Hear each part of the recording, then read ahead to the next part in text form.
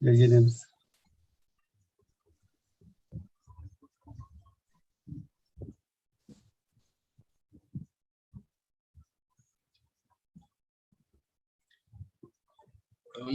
अर्हन्ताणं नमो सिद्धाणं नमो वैर्याणं नमो वज्झायाणं नमो लोये सव्यसाहुणं मोक्षमार्गस्य नेतारं भेत्तारं कर्मभूभृतां ज्ञातारं विश्वतत्त्वानां वन्दे तद्गुणलब्धये।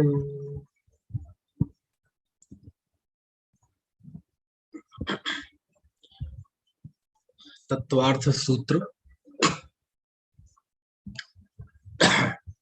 चौथा अध्याय आज समापन की ओर है। चौथे अध्याय में आगे 30वें सूत्र से 28वें सूत्र से अभी तक हमने जिन देवों की चर्चा की उन देवों की आयु का कथन कि इन देवों की आयु कितनी होती है। ठीक है, आयु एक बहुत बड़ा मसला होता है संसारी जीव का। वैसे तो संसार अनादि अनंत है, लेकिन भव कहते हैं भव, तो मनुष्य भव, त्रैंच भव, देव भव, नारकी भव, तो ये जो भव है, इन भव का क्या आधार है? तो आयु है ना। तो ये आयु जो होती है ये भव का एक बहुत बड़ा फैक्ट है, बहुत बड़ा फैक्टर है। अतः अब आगे आचार्य ने इन देवों की आयु बताई है कि कौन सी देव की कितनी आयु होती है। 27वें सूत्र तक हमारी बात हुई थी। अब आगे इनकी आयु का कथन चलता है और सूत्र 28वां हम देखते हैं। सूत्र है स्थितिर सुरनाग सुपर्ण द्वीप शेषाणाम सागरोपम त्रिपल्योपम आर्थिहीन मिता।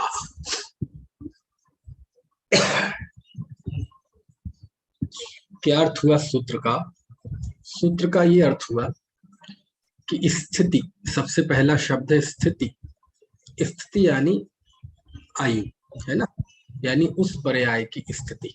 ठीक है, तो स्थिति किसकी? असुर भवनवासियों के जो प्रकार है ना, तो असुर, नाग, सुपर्ण, द्वीप और बाकी। ठीक है, तो 4 के तो नाम लिए और बाकियों के शेष में लिख दिया। ठीक है, सागरोपम, त्रिपल्योपम है ना, सागरोपम, त्रिपल्योपम, अर्धहीन में क्या मतलब हुआ कि सबसे पहले है जैसे असुर, तो ये जो जिस क्रम से लिखे हैं उसी क्रम से आगे ये आयु का एक के साथ एक मिलान कर लेना।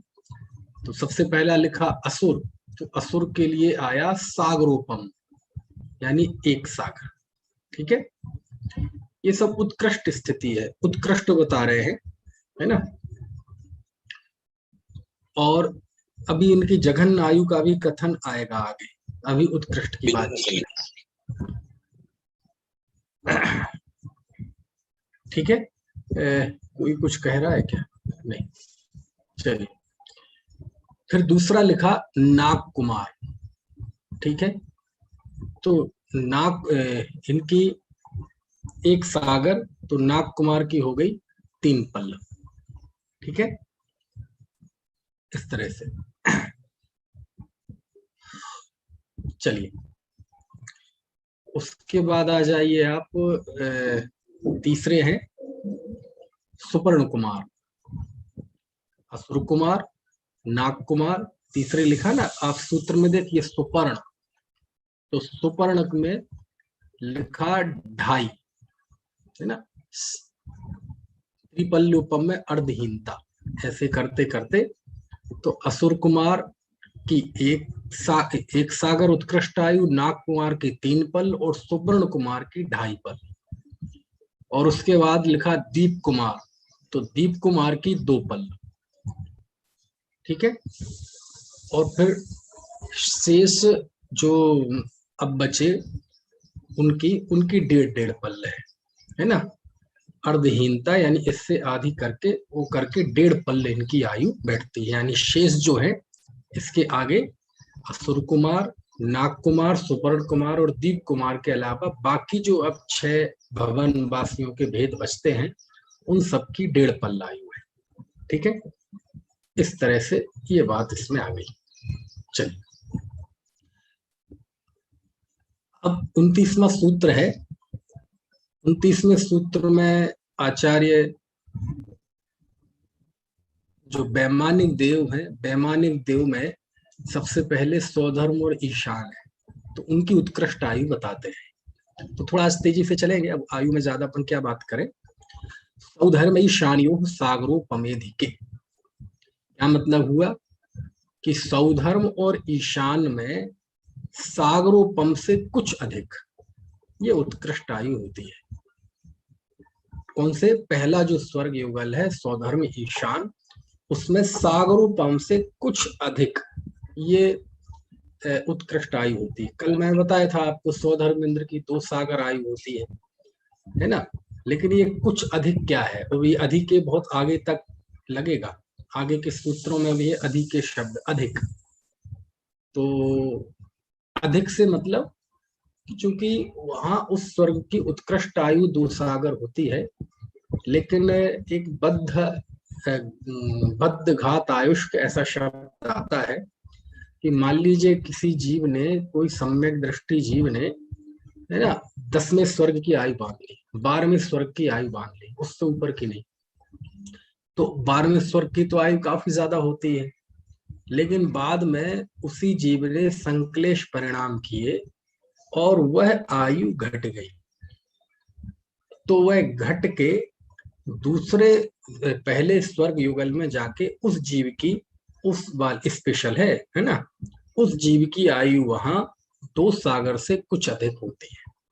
और कुछ अधिक मतलब थोड़ी बहुत नहीं होती, कुछ अधिक मतलब आधा सागर और, है ना, यानी मतलब 2.5 सागर, उसमें अंतर मुहूर्त कम। तो इतनी जबरदस्त मतलब कहने को तो आधा सागर कुछ अधिक, लेकिन वो कुछ अधिक बहुत होता है ना।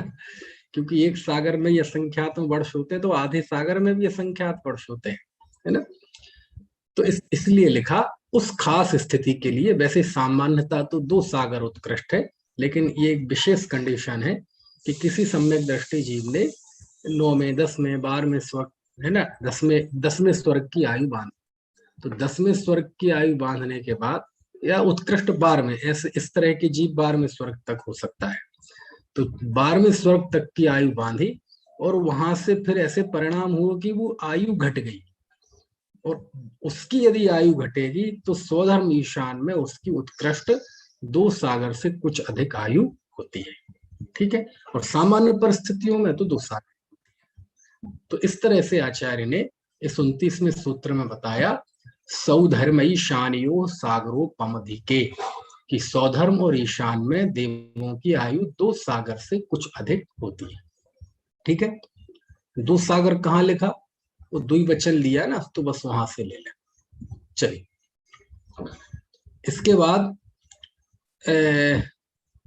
अगला सूत्र है 30वां, कि आगे जो अब और भी तो बचे, तो सौधर्म और ईशान की आयु तो हो गई, इसके ऊपर जो सानत कुमार और माहेंद्र, इन 2 स्वर्गों में अथवा द्वितीय स्वर्ग युगल में कितनी उत्कृष्ट आयु होती है, तो उसके लिए लिखा 30वां सूत्र, सानत कुमार माहेंद्र यो सप्त।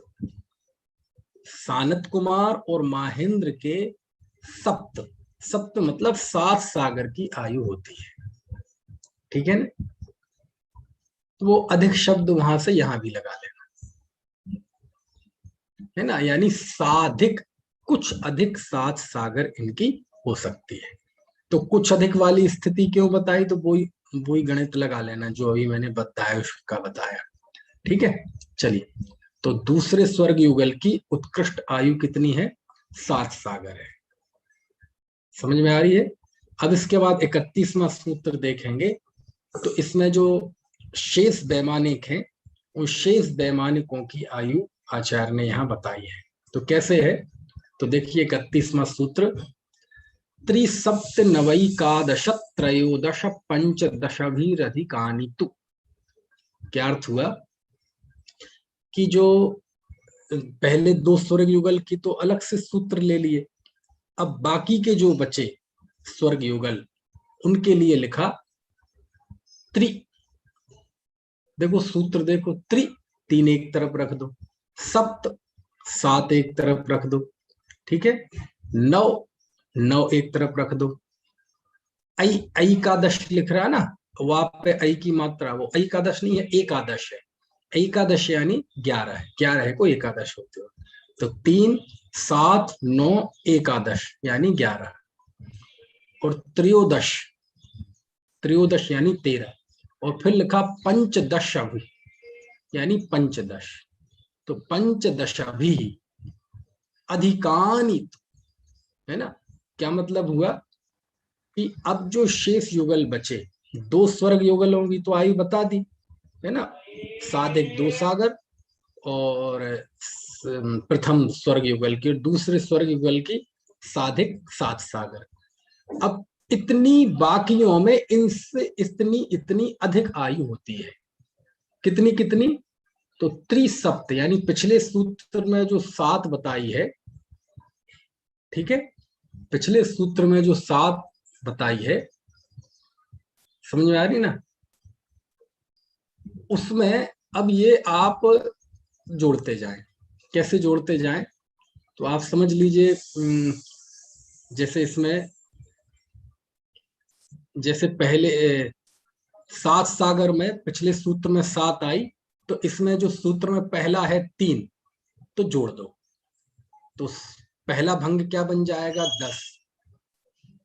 7 में फिर 7 जोड़ दो, 7 को माने आधार बना लेना है। पिछले सूत्र में जो 7 लिखा ना, उस सूत्र में लिखा इससे अधिक अधिक, यानी ये 6 जो संख्या बताई, 3 7 9 11 13 15, है ना, इनको किससे इतनी अधिक? तो पिछले सूत्र में जो 7 आया है उससे अधिक। समझ में आ रही है बात? तो सबकी 7 7 अधिक जोड़ लेना। तो कैसे आएगा? तो सबसे पहले लिखा सूत्र में 3, तो इसको 7 से जोड़ो, तो तीसरे स्वर्ग युगल की यानी ब्रह्म ब्रह्मोत्तर की बैठेगी 10 सागर उत्कृष्ट आयु। समझ गए? चलिए, फिर दूसरा लिखा सूत्र में 7, तो इस 7 को फिर 7 से जोड़ दो, जो 7 हमने आधार बनाया पिछले सूत्र में है ना 7, तो लांता और कापिष्ट की 14 सागर आयु बैठेगी कुछ अधिक। फिर लिखा 9, तो 9 को 7 से जोड़ो, तो अगले स्वर्ग युगल की शुक्र और महाशुक्र की कुछ अधिक 16 सागर आयु बैठेगी।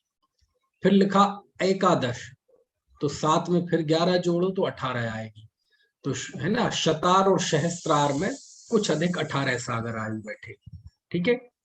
और फिर लिखा 13 त्रयोदश, तो 7 में जोड़ो तो 20, तो आनत प्राणत में 20 सागर, और आरण अच्युत में 15 है, आगे 15 लिखा, ये 15 में 7 जोड़ो तो 22, तो आरण अच्युत में 22 सागर की उत्कृष्ट आयु है, ये अच्युत में, ठीक है, आरण में 20 और अच्युत में 22। तू शब्द अंत में लिया है सूत्र में, तो तू का अर्थ ये है कि ये जो अधिक वाली स्थिति है, वो अधिक वाली सब पे लागू नहीं होगी, ये लागू होगी, है ना, केवल शतार सहस्रार तक, आनत प्राणत और आरण अच्युत। आनत प्राणत में 20 सागर की आयु, आरण अच्युत में 22 सागर की आयु, इसमें ये कुछ अधिक वाली कंडीशन लागू नहीं होती। क्यों नहीं होती? वो इसलिए नहीं होती क्योंकि वो ऐसा जीव जो सम्यक दृष्टि होकर यदि वो आयु बांधेगा और उसने 7वें अथवा 8वें स्वर्ग युगल की आयु बांधी, तो उसके बद्ध आयुष्का का घात होता नहीं है, इसलिए उनको वहां ऐसी स्थिति नहीं बनती है, इसलिए 7वें और 8वें स्वर्ग में साधिक नहीं लगेगा। बाकी 6 स्वर्ग युगलों की आयु में तो साधिक लगेगा, कुछ अधिक 10 सागर, कुछ अधिक 14 सागर, कुछ अधिक 16 सागर, कुछ अधिक 18 सागर, कुछ अधिक 20 सागर, कुछ अधिक 22 सागर, कुछ अधिक 18 सागर तक, ठीक है। लेकिन 20 सागर और 22 सागर जो कि 7वें और 8वें स्वर्ग युगल की आयु, इसमें कुछ अधिक नहीं है, वो उतनी ही है, 20 सागर और 22 सागर, ठीक है। इसलिए इस सूत्र में बाद में तू शब्द दिया गया। समझ में आ रही है बात? तो ये 31वें सागर में, 31वें सूत्र में तीसरे स्वर्ग युगल से 8वें स्वर्ग युगल तक की, यानी 5वें स्वर्ग से 16वें स्वर्ग तक के जीवों की आयु बता दी है क्रमशः, ठीक है। 10 सागर, 14 सागर, 16 सागर, 18 सागर, 20 सागर और 22 सागर, ठीक है। चलिए, अब यहाँ ये स्वर्ग की बात हो गई। अब स्वर्ग के ऊपर जो ग्रेवयक, अनुदेश और अनुत्तर है, उसमें क्या स्थिति है, तो उसकी आगे बताते हैं। तो 32वां सूत्र देखिए, आरणाच्युतार धूर में कई के नवसु ग्रैवेकेषु विजयादिषु सर्वार्थ सिद्धौ। क्या लिखा? आरण और अच्युत स्वर्ग के ऊपर, आरणाच्युतादूर्ध्व में, ऊर्ध्वम, ठीक है, यानी आरण और अच्युत स्वर्गों के ऊपर एक दिख रहा है आपको सूत्र? सूत्र देखते रहिए, सूत्र के देखे बिना समझ में नहीं आए, है ना, ठीक है। तो आरण और अच्युत स्वर्ग के ऊपर, यानी आरण और अच्युत स्वर्ग यानी 16वें स्वर्ग का तो बता ही दिया। तो 16वें स्वर्ग के ऊपर, अब 16वें स्वर्ग के ऊपर क्या है? 9 ग्रीवेयक है, ठीक है, और अनुदेश है, और विजय आदि, विजयादिषु सर्वार्थ सिद्धौ। यहाँ सर्वार्थ सिद्धि अलग लिया है ना, इसलिए ऊपर आप एक सूत्र में जाएंगे, आपने देखा होगा एक सूत्र आया था विजयादिषु द्विचरमा, कि विजय आदि में द्विचरम वाले जीव होते हैं। कल रात्रि में सूत्र पढ़ा था, तो मैंने वहां बताया था कि विजय आदि में तो सर्वार्थ सिद्धि भी आती है, तो सूत्र के अर्थ में, व्याख्या में सर्वार्थ सिद्धि को क्यों नहीं लिया? तो देखो यहाँ, वहां मैंने कहा था ना कि स्वर्गों के सूत्र के साथ साथ सर्वार्थ सिद्धि अलग से लिया है, तो वो सूत्र यहाँ आया है। देखो ये 32वें सूत्र की बात कर रहा था मैं। देखो विजयादिषु, विजयादिषु लिया है और सर्वार्थ सिद्धि अलग लिया है। क्यों? क्योंकि विजयादिषु यानी विजय आदि 4 अनुत्तर विमानों का, और सर्वार्थ सिद्धि का, इन दोनों का थोड़ा अलग अलग हिसाब किताब है। तो यहां से वहां रेफरेंस समझना चाहिए कि इस सूत्र में देखो, विजयादिषु सर्वार्थ सिद्धौचा, इसमें सर्वार्थ सिद्धि अलग लिया है। इसी न्याय से, इसी सूत्र के आधार पर और बाकी प्रमाणांतरों के आधार पर वहां विजयादिषु द्विचरिमा में सर्वार्थ सिद्धि को अलग रखा था, ठीक है ना। चलिए, तो इस सूत्र में क्या अर्थ हो गया? आरण अच्युतात ऊर्ध्वम, यानी आरण और अच्युत स्वर्ग से आगे नवसु ग्रैवेकेषु, 9 ग्रैवेयकों में, एवं 9 अनिदिषु, नवसु ग्रैवेकेषु, देखो यहाँ फिर से वही 2 लिया है, नवसु ग्रैवेकेषु, ठीक है। तो 9 ग्रीवियक में, और अनुदिश भी यहाँ जान लेना, है ना, क्योंकि नवसु, तो 9 अनुदिशों में, और विजयादिशु, विजय, वैजयंत, जयंत और अपराजित विमानों में, और सर्वार्थ सिद्धि में, सर्वार्थ सिद्धौ, एक केन मतलब एक एक सागर की वृद्धि करनी चाहिए। यानी इन देवों की यदि हमें आयु निकालनी है तो ऊपर एक एक सागर बढ़ाते जाएंगे। तो एक एक सागर बढ़ाएंगे तो कैसे बढ़ेगा? तो जैसे 16वें स्वर्ग यानी अंतिम स्वर्ग की उत्कृष्ट आयु 22 सागर है, तो अब 9वें ग्रेवियक तक एक एक बढ़ाते जाओ, एक एक बढ़ाते जाओ। कैसे बढ़ाते जाएं? तो जो पहला ग्रेवियक है उसमें 23 सागर, दूसरा ग्रेवियक है उसमें 24 सागर, तीसरा ग्रेवियक है इसमें 25 सागर, ऐसे करते जाओ करते जाओ करते जाओ। तो जो 9वां ग्रेवियक है, उस 9वें ग्रेवियक में कितनी आयु बैठेगी? 31 सागर बैठेगी। कितनी आयु बैठेगी? 31 सागर। समझ में आया ना? और उसके बाद फिर 5 अनुत्तर विमान है। तो 9 अनुदेश है। तो अनुदेशों की उत्कृष्ट आयु 32 सागर होती है। ठीक है, 9 अनुदेशों की कितनी होती है? 32 सागर होती है। 9 अनुदेशों में क्रमशः नहीं बढ़ेगा कि पहले अनुदेश में 32, दूसरे अनुदेश में 33, ना ना, ऐसा नहीं है। वो 9 के 9 अनुदेशों की आयु 32 सागर उत्कृष्ट होती है। ग्रीवयक में बढ़ेगा एक एक, और फिर उसके ऊपर जाएंगे आप, है ना। तो विजय, वैजयंत, जयंत, अपराजित अनुत्तरों में 33 सागर की उत्कृष्ट आयु होती है। तो फिर सर्वार्थ सिद्धि अलग से क्यों लिखा? सर्वार्थ सिद्धि को विजयादिशु इतना ही बस कर देते तो उत्कृष्ट आयु आ जाती। सर्वार्थ सिद्धौ अलग से क्यों लिया? मैंने बताया था ना, सर्वार्थ सिद्धि का हिसाब थोड़ा अलग है हर चीज में, है ना। तो सर्वार्थ सिद्धि अलग से इसलिए ली कि विजय आदि 4 विमान में उत्कृष्ट 33 सागर की आयु होती है, लेकिन सर्वार्थ सिद्धि को अलग से इसलिए लिया क्योंकि उसकी 33 सागर उत्कृष्ट तो आयु होती है, लेकिन उसमें उत्कृष्ट और जघन्य का कोई भेद नहीं है। सर्वार्थ सिद्धि की 33 सागर ही आयु होती है, और जहां कम नहीं होती, ज्यादा नहीं होती, तो वहां हीनादिकता क्या प्रश्न। सर्वार्थ सिद्धि की जघन्य आयु कितनी होती है? 33 सागर। उत्कृष्ट आयु कितनी होती है? 33 सागर। तो जब जघन्य और उत्कृष्ट दोनों की 33 सागर ही है, तो फिर जघन्य और उत्कृष्ट का कोई व्यवहार ही वहां लागू नहीं होता। वहां जो उत्पन्न होता है उसकी 33 सागर ही होती है। लेकिन विजय आदि में ऐसा नहीं है, वहां जघन्य भी होती है और उत्कृष्ट भी होती है। 31 सागर प्लस 1 समय वो वहां की जघन्य है, और 32 सागर वह वहां की उत्कृष्ट है। पीछे की जो उत्कृष्ट होती है, आगे की उसमें 1 समय जोड़ दो तो आगे की उसकी जघन्य आयु होती है ना। जैसे मान लो 16वें स्वर्ग की 22 सागर की उत्कृष्ट आयु है, और पहले ग्रीवयक की 23 सागर उत्कृष्ट आयु है। तो 22 सागर प्लस 1 समय ये पहले ग्रीवयक की जघन्य आयु कहलाएगी, और 23 सागर पहले ग्रीवयक की उत्कृष्ट आयु कहलाएगी। अब 23 सागर में 1 समय जोड़ दो तो वो दूसरे ग्रीवयक की जघन्य आयु कहलाएगी, है ना। ऐसे ऐसे सबका गणित है। ठीक है, आपको समझ में आ रही है? अभी आपने जो विजयादिक आदि का जो उत्कृष्ट और जघन्य बताया वो फिर से बताइए ना।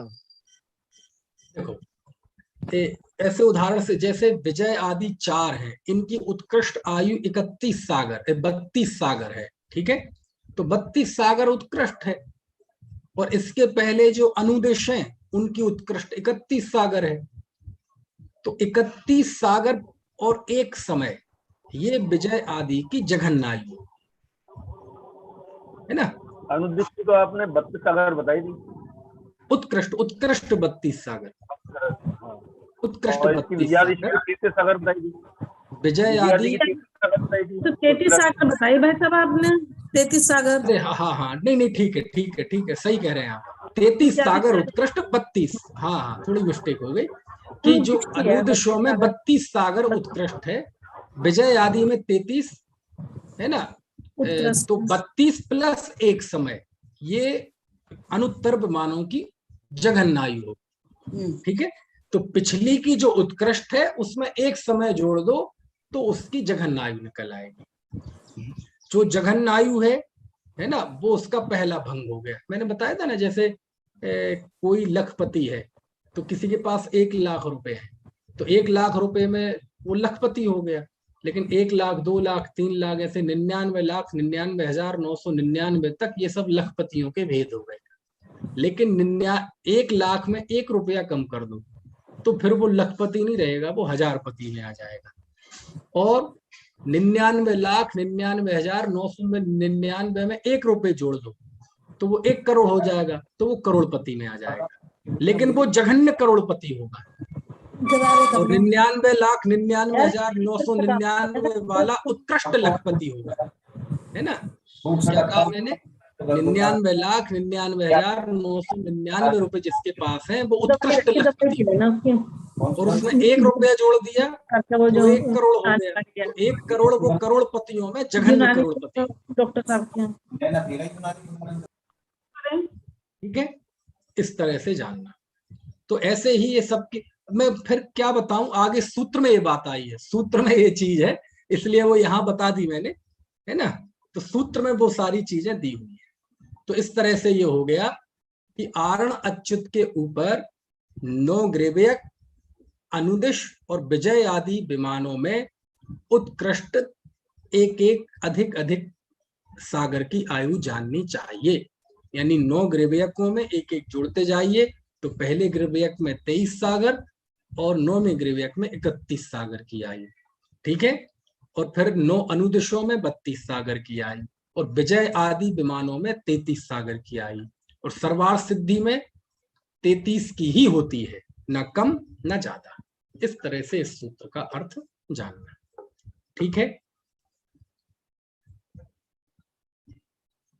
चलो फिर अगला सूत्र है 33वां सूत्र, अपरापल्योपमधिकम। क्या अर्थ हुआ इसका? अब ये उत्कृष्ट तो सब हो गई वैमानिकों की, अब इनकी जघन्य आयु बताते हैं। तो सबसे पहले स्वधर्म और ईशान स्वर्ग की जघन्य आयु। अपरा, परा यानी होता है उत्कृष्ट, और अपरा मतलब नीचे की, जो पर नहीं है मतलब जघन, ऊंच पर नीचे, टॉप बॉटम, ऐसे ही। तो इनकी अपरा मतलब जघन्य आयु होती है पल्योपम अधिकम, पल्योपम से कुछ अधिक, ये इनकी जघन्य आयु होती है ना। इनकी स्वधर्म और ईशान में जीवों की सबसे कम आयु यदि होती है तो पल्योपम से कुछ अधिक होती है, ठीक है। इस तरह से ये जानना। और फिर 34वां सूत्र है, अब जो शेष देव बचे, शेष देव की जघन्य आयु कितनी होती है? तो वही जो मैंने अभी गणित बता रहा था ना मैं, वो अब इस सूत्र में आ गया। परतः परतः पूर्वा पूर्वनंतरा, परतः परतः पूर्वा पूर्वानंतरा। परतः परतः मतलब आगे आगे के, और पूर्वा पूर्वा मतलब पहले पहले के, है ना। तो ऊर्ध्वलोक में पूर्वा पूर्वा मतलब पहले पहले पटल की उत्कृष्ट स्थिति, परतः परतः आगे आगे के पटल में अनंतरा जघन्य स्थिति है। क्या मतलब हुआ? वो जो मैं बता रहा था ना अभी कुछ देर पहले, वो यहाँ है कि जैसे पहले स्वर्ग युगल की उत्कृष्ट है 2 सागर कुछ अधिक, तो 2 सागर है ना, जो पहले स्वर्ग युगल की उत्कृष्ट स्थिति है वो अगले स्वर्ग युगल की जघन्य है। जो अगले स्वर्ग युगल की उत्कृष्ट है वो उससे अगले स्वर्ग युगल की जघन्य है। बस ये इसमें बताया है जो मैं बताना चाह रहा था। एक समय ज्यादा, वो एक समय ज्यादा वो अपने मन से लगा लेना, ठीक है, ठीक है। एक समय ज्यादा वो अपने मन से लगा लेंगे। तो वही अब एक समय की बात यहाँ गौण की है, क्योंकि अब पल्यों सागरोपम की आयु में एक समय है ना, तो वो आप अपने मन से लगा लीजिएगा, ठीक है।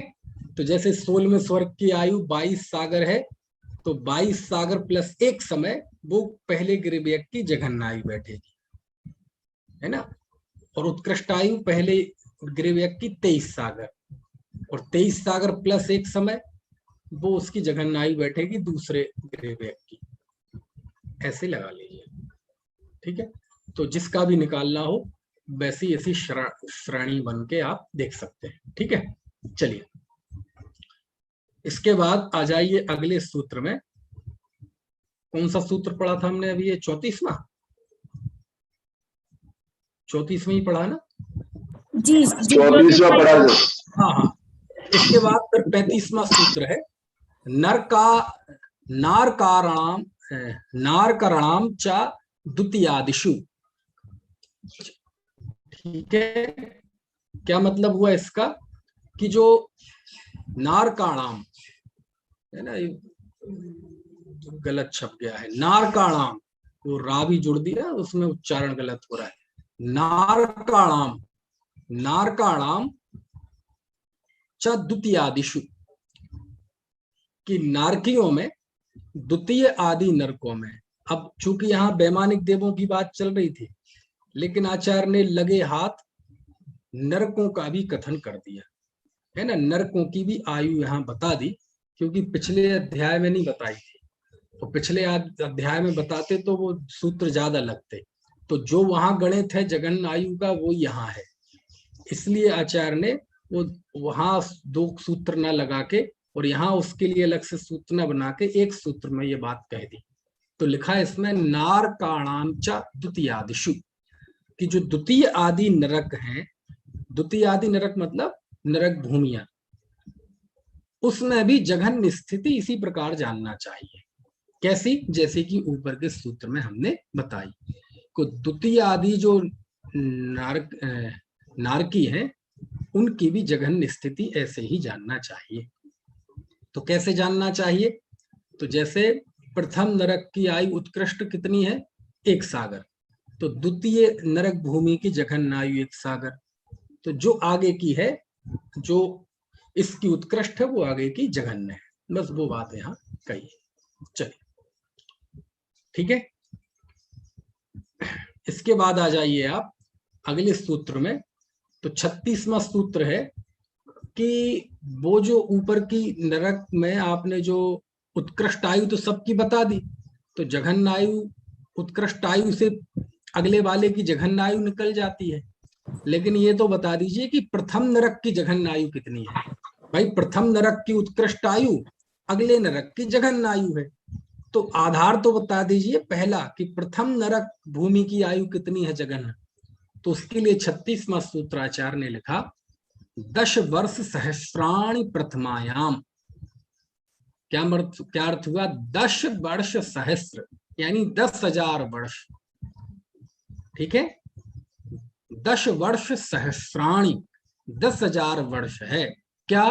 प्रथमायाम प्रथम नरक भूमि के जीवों की आयु, यानी प्रथम नरक के नारकियों की आयु 10,000 वर्ष है। ठीक है, जघन्य। समझ में आ गए? इस तरह से। और फिर आचार्य और भी बाकी के निकाय के देव तो बचे ना, अभी वैमानिक हुए हैं, भवनवासियों की बताई है उत्कृष्ट, अभी जघन्य। तो भवनेषु च, भवनवासियों की भी जघन्य आयु 10,000 वर्ष है। ठीक है। फिर अगला सूत्र है व्यंतराणाम च, व्यंतराणाम च, व्यंतर देवों की भी जघन्य स्थिति 10,000 वर्ष। समझ गए? और व्यंतर देवों की उत्कृष्ट स्थिति कितनी है? भवनवासियों की तो उत्कृष्ट बता दी, वैमानिकों की भी उत्कृष्ट बता दी, है ना। भवनवासियों की जघन्य भी हो गई, व्यंतरों की जघन्य भी हो गई, लेकिन इनकी अभी व्यंतरों की उत्कृष्ट रह गई। तो 39वें सूत्र में लिखा परापल्योपम अधिकम, व्यंतर देवों की जो उत्कृष्ट आयु है 1 पल्ल से कुछ अधिक है। परा, परा मतलब उत्कृष्ट, अपरा परा, ये 2 शब्द आप सीख लो हमेशा के लिए। परा मतलब उत्कृष्ट, अपरा यानी जघन्य। तो परा उत्कृष्ट, पल्योपम अधिकम, व्यंतर देवों की उत्कृष्ट आयु पल्योपम से कुछ अधिक है। ठीक है। इसके बाद ज्योतिष्काणाम च, ज्योतिष्क देवों की भी उत्कृष्ट आयु पल्योपम से कुछ अधिक है। देखो सबकी आ गई, असुरों की जघन्य उत्कृष्ट, वैमानिकों की जघन्य उत्कृष्ट, असुरों की मतलब भवनवासियों की, व्यंतरों की जघन्य उत्कृष्ट, अब ज्योतिषों की। तो ज्योतिषियों की भी उत्कृष्ट स्थिति 1 पल्ल से कुछ अधिक है। ठीक है। और ज्योतिषिकों की जघन्य स्थिति कितनी है? व्यंतरों की तो 10,000 वर्ष थी, प्रथम नरक की तो 10,000 वर्ष थी। ठीक है, भवनवासियों की भी 10,000 वर्ष थी, लेकिन ज्योतिष्क देवों की जो जघन्य आयु है वो थोड़ी ज्यादा होती है। तो उसके लिए अगला सूत्र लिखा तदष्ट भागोपरा, तद अष्ट भागो अपरा, है ना। यानी जो उत्कृष्ट स्थिति है इसकी, उत्कृष्ट स्थिति कितनी है? 1 पल्ल। तो 1 पल्ल का 8वां भाग, ठीक है, 1/8 यानी 1 पल्ल का 8वां भाग, तद अष्ट भागोपरा, उसका 8वां भाग अपर स्थिति है, मतलब जघन्य स्थिति है, जघन्य आयु है। किसकी? ज्योतिष्क देव की। ठीक है। अब फिर प्रश्न उठता है कि यह आचार्य देव ने, बहुत आपका बड़ा उपकार है, आपने चारों निकाय के देवों की जघन्य और उत्कृष्ट स्थिति हमें बता दी, लेकिन इतनी सब चर्चा के बीच में एक बड़े महान जीवों का बीच में जिक्र आया था। किनका? वो थे 5वें विमान, ब्रह्म विमान में रहने वाले लोकांतिक देवों का, जिनकी आपने विशेषताएं बता थी, उनके भेद प्रभेद बताए थे, है ना, ब्रह्म लोक में रहते हैं ये बताया था, और शास्त्रों में हमने उनके बारे में बहुत सुना है। तो कृपया करके उनकी भी स्थिति बता दीजिए, उनकी आयु कितनी होती है। तो उनकी आयु आचार्य ने 42वें सूत्र में बताई। लौकांत का नाम अष्टौ सागरोपमाणि सर्वेशाम। क्या मतलब हुआ? लौकांतिक देवों की, लौकांतिका नाम, लौकांतिक देवों की अष्टौ 8 सागरोपमाणि, 8 सागर प्रमाण आयु होती है। किसकी? सर्वेशाम, सभी लोकांतिक देवों की। समझ में आया ना? ऐसा क्यों लिखते हैं? क्योंकि ये उनकी जघन्य, यानी सभी लोकांतिक, जो भी लोकांतिक हैं, 8 प्रकार के बताए थे सूत्र में, सारस्वत आदि, दूसरी जगह 24 प्रकार भी आए हैं। तो सभी लौकांतिक देवों की आयु 8 सागर की होती है। ठीक है, ऐसे। चलिए, एक अरिष्ट जाति के कुल के जो लोकांतिक देव होते हैं उनकी 9 सागर भी कही है त्रिलोक सार में।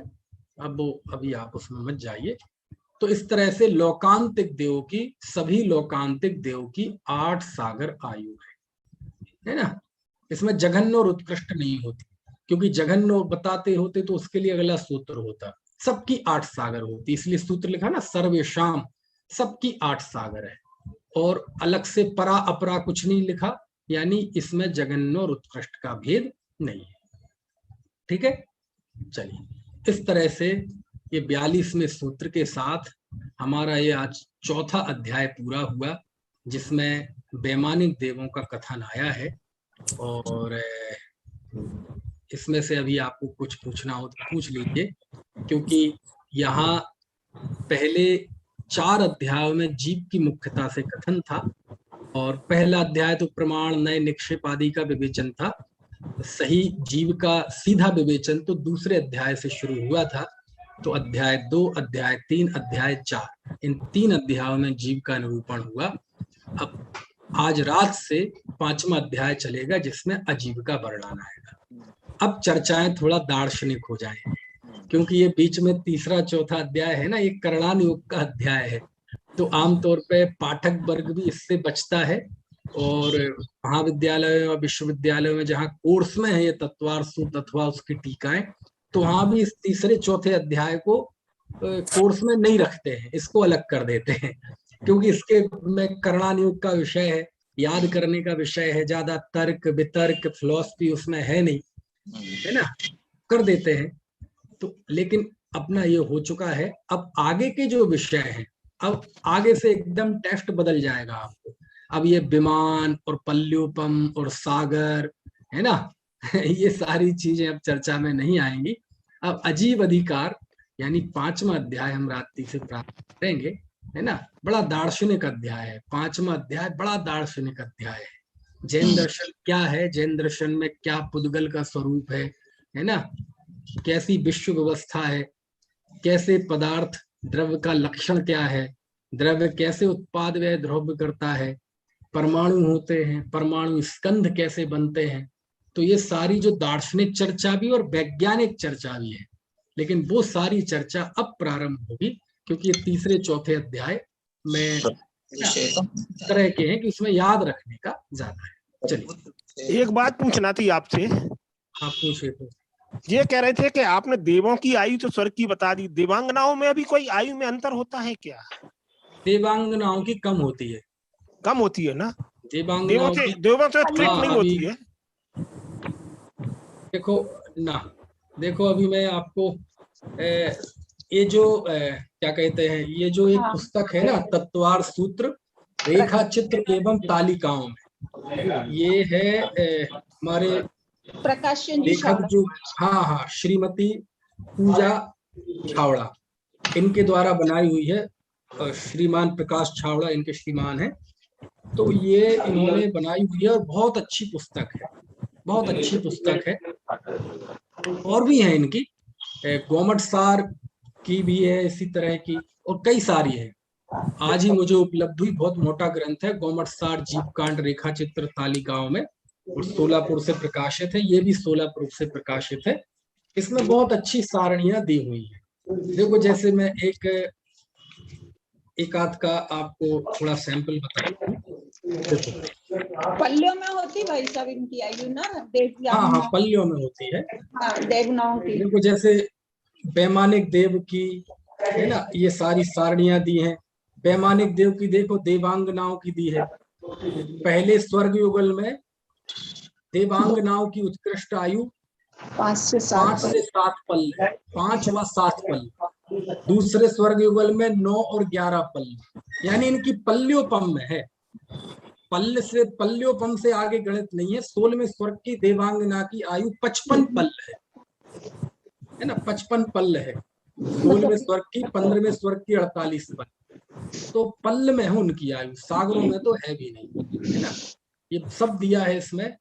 अच्छी अच्छी सारणियां बनाई है, मतलब कई 100 पृष्ठों का सार वो एक पृष्ठ में आ जाता है ना। तो इसका भी आप सहारा ले सकते हैं। मैंने पीडीएफ प्राप्त करना चाही थी इसकी, लेकिन मिली नहीं। चाहे तो आप मंगवा सकते हैं।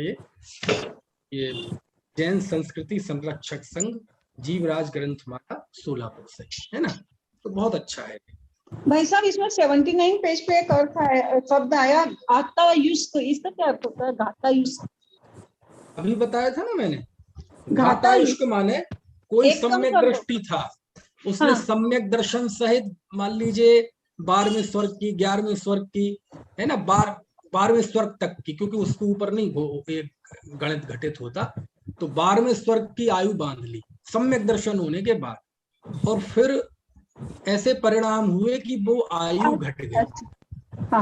तो उसको कहते बद्धायुष्क। और ये जो आयु में बताया ना साधिक 2000 सागर, पहले स्वर्ग युगल की बताई ना साधिक 2 सागर, तो ये अधिक शब्द वो उसी के लिए है, सबके लिए नहीं।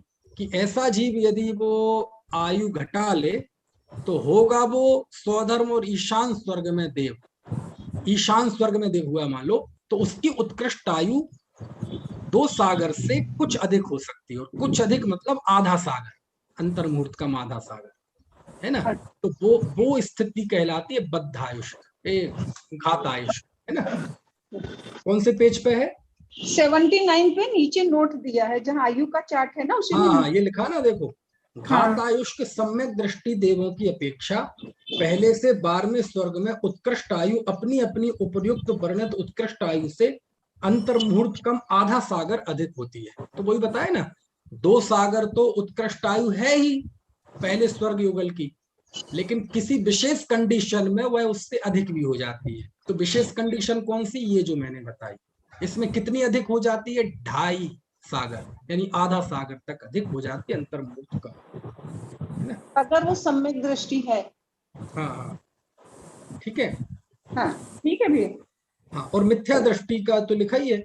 घातायुष्क मिथ्या दृष्टि देवों की अपेक्षा पल्ल के असंख्यातमी भाग से अधिक होती है। तो ये आधे सागर से बहुत छोटी संख्या है। मिथ्या दृष्टि के भी घातायुष्क होता है, लेकिन वो बहुत थोड़ी होती है, तो उसका ज्यादा जिक्र नहीं आता, क्योंकि कहाँ आधा सागर और कहाँ पल्ल का संख्यात्मक भाग, तो वो बहुत थोड़ा होता है। तो यहाँ तो उत्कृष्ट बताई ना, ऊपर से ज्यादा, तो ज्यादा से ज्यादा वाली कंडीशन तो सम्यक दृष्टि के घातायुष्क में ही घटित होती है।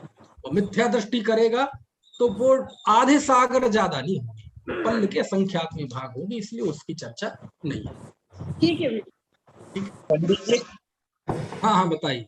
प्रकृत समुच्चय अर्थ इसका क्या अर्थ है? प्रकृत समुच्चय अर्थ प्रकृत का नहीं आता। एक मिनट, हमारे यहाँ बाहर वो एक गाड़ी से आई, उसकी आवाज आ रही, तो आपकी सुनाई नहीं दे।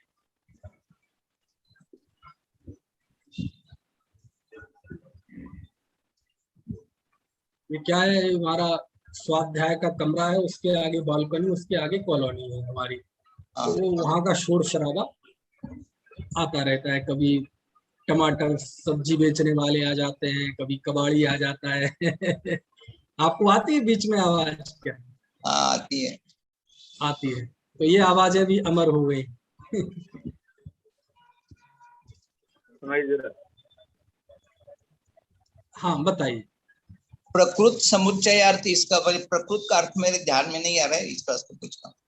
प्रकृत समुच्चयार्थ ऐसा संस्कृत में शब्द है सर्वाश्रुति के ग्रंथ में। कौन से उसमें,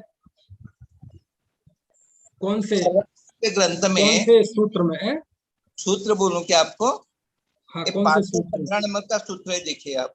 नहीं, यहाँ तो अर्थ में दिया उन्होंने, प्रकृत समुच्चयार्थ च शब्द की अर्थ ऐसा लिखा है, लेकिन प्रकृत का अर्थ मेरे ध्यान में नहीं आ रहा है, इस पर पूछ रहा हूँ मैं। तो देखना पड़ेगा कहा वो प्रकृत समुच्चय, वो अर्थ है प्रकृत दोनों मिला के अलग है कि एक है, क्योंकि प्रकृत का तो अर्थ होता है स्वाभाविक, और समुच्चय मतलब किन्हीं चीजों को आपस में मिला देना। तो वहां वो क्या अर्थ है, कौन सा सूत्र मैं एक मिनट सर्वार्थ सिद्धि उठा लूं। 515 नंबर का सूत्र है।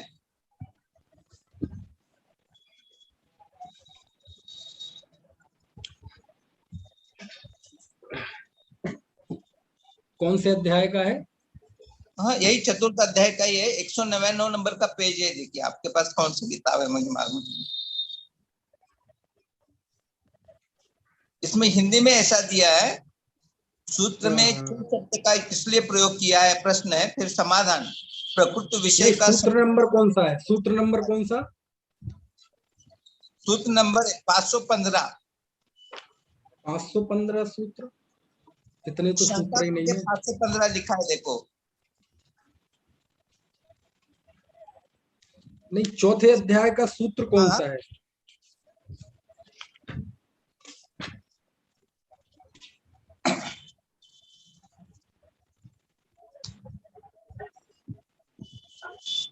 अच्छा अच्छा, हाँ हाँ हाँ, ठीक है, समझ में आ गया। प्रकृत विषय का समुच्चय करने के लिए, तो प्रकृत विषय का समुच्चय करने के लिए यानी जो प्रकृत विषय चल रहा है ना, जैसे अपन कहते हैं ना कि भाई साहब निपुण जी आपको हमारे यहाँ इस कार्यक्रम में आना है, तो निपुण जी आना है, उमाकांत जी आपको भी आना है, प्रशांत जी आपको भी आना है। तो किस में आना है? तो कहते हमने पहले कह दिया था ना हमारे यहाँ विवाह है उसमें आना है। तो ये हमने बिना कहे जब सीक्वेंस में एक एक कर दिया तो इसी को कहेंगे कि भैया वो प्रसंग को आप समझ जाओ। तो प्रकृत, प्रकृत यानी जो विषय चल रहा है उस विषय से जोड़ने के लिए चा शब्द है ना, कि जैसे इसमें आया भवनेषु चा, भवन वासियों में भी जघन्य आयु 10,000 वर्ष है। तो चा शब्द क्यों आया कि पिछले सूत्र में 10,000 वर्ष जघन्य आयु था जो विषय चल रहा है, बस उसी से जोड़ने के लिए। कि हर सूत्र में वो बात अलग से नहीं कहेंगे कि एक जन मिले थे, भाई साहब हमारे यहाँ शिविर लग रहा है आपको आना है, हमारे यहाँ शिविर में लग रहा है आपको भी आना है, आप हमारे यहाँ शिविर में लगना है आपको। तो ऐसा नहीं, भाई साहब हमारे यहाँ शिविर लगना है आपको भी आना है, आपको भी आना, आपको भी आना, सबको आना है ना, इस तरह से। तो चा शब्द वो उस प्रकृत विषय यानी जो मूल विषय चल रहा है उसके साथ इसको जोड़ने के लिए, ठीक है। ये है इसमें मिल गया है 515 चा शब्द किमर्थम प्रकृत समुच्चयार्थम, प्रकृत विषय की समुच्चय। हाँ ये हाँ बोलिए प्रभा जी।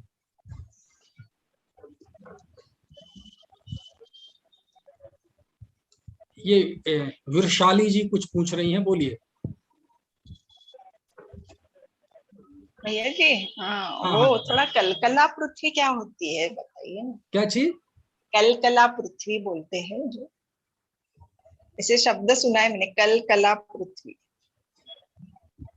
कलकल पृथ्वी ऐसे कुछ। स्पष्ट बताइए, आप मुझे व्हाट्सएप पे एग्जैक्ट शब्द लिख के भेज दीजिएगा। मैंने एक्चुअली में चैट की में लिखा है, कलकला पृथ्वी बोलते हैं ना। कलकला पृथ्वी, हाँ देखना पड़ेगा। कलकला पृथ्वी तो ईशत प्राग भार जो अष्टम पृथ्वी है, हाँ वो पता है ईशत प्राग भार, लेकिन कहा तो कलकला पृथ्वी भी सुना मैंने, तो वो थोड़ा पूछ रही। चलो देखना पड़ेगा, बिल्कुल यही शब्द है कलकला। हाँ यदि कोई एकाध मात्रा आत्रा का फर्क हो तो चलो ये तो देखना पड़ेगा। यही है, है ना। चलिए प्रभा जी पूछ लीजिए। हाँ हाँ बताइए।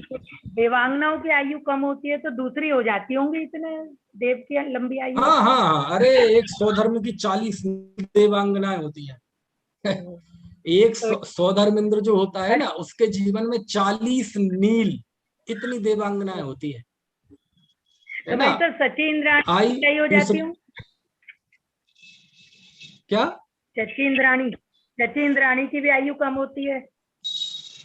सची इंद्राणी पता नहीं कब, वो तो भाई इस हिसाब से तो हम कह सकते हैं, लेकिन उल्लेख पढ़ने में आएगा तो बता दूंगा। सची इंद्राणी कई हो जाती होंगी तो उनकी जगह खाली नहीं होती ना, तो दूसरी हो जाती हूँ।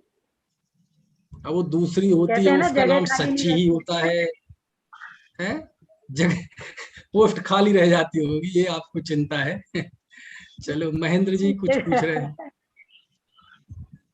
अरे मैं बीच में एक आपने बताया था लेकिन मैं भूल गया, मेरे को समझ में नहीं आया। ये जो आपका पंच परावर्तन था वो तो पुद्गल परावर्तन कहलाता है, लेकिन ये अर्ध पुद्गल परावर्तन मेरे समझ से बाहर हो गया है। जरा कुछ बता सकते हैं तो बता दीजिए।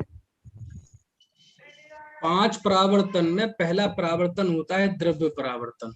द्रव्य, क्षेत्र, काल, भाव और भाव। द्रव्य परावर्तन का ही दूसरा नाम है पुद्गल परावर्तन। ठीक है। द्रव्य परावर्तन का ही दूसरा नाम है पुद्गल परावर्तन। तो एक पुद्गल परावर्तन में अनंत काल बीत जाता है। ठीक है। तो इसी का आधा गणित होता है, इसी का एक गणित होता है, उसे अर्ध पुद्गल परावर्तन, आधा पुद्गल परावर्तन। ठीक है ना? तो वो भी अनंत होता है। अब पुद्गल 5 परावर्तन का स्वरूप तो बहुत विस्तार से है, उस पे अलग से पुस्तकें भी छपी हुई हैं, तो वो तो अभी सारा मैं बता नहीं सकता यहाँ। लेकिन ये समझ लीजिए, एक पुद्गल परावर्तन अनंत काल का होता है, तो उसी का एक गणित है आधा पुद्गल परावर्तन। अच्छा। तो वो आधा भी अनंत ही होता है ना? टोडरमल जी ने लिखा है कि अर्ध पुद्गल परावर्तन के अनंत में भाग में अनंत सागर हैं। तो आप ये समझ लीजिए, अर्ध पुद्गल परावर्तन मतलब अनंत काल। समझ में आए ना?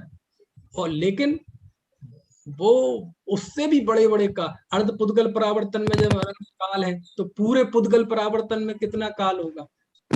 फिर उससे अनंत गुना होता है क्षेत्र परावर्तन, उससे अनंत गुना काल परावर्तन, उससे अनंत गुना भाव परावर्तन, उससे अनंत गुना भाव परावर्तन।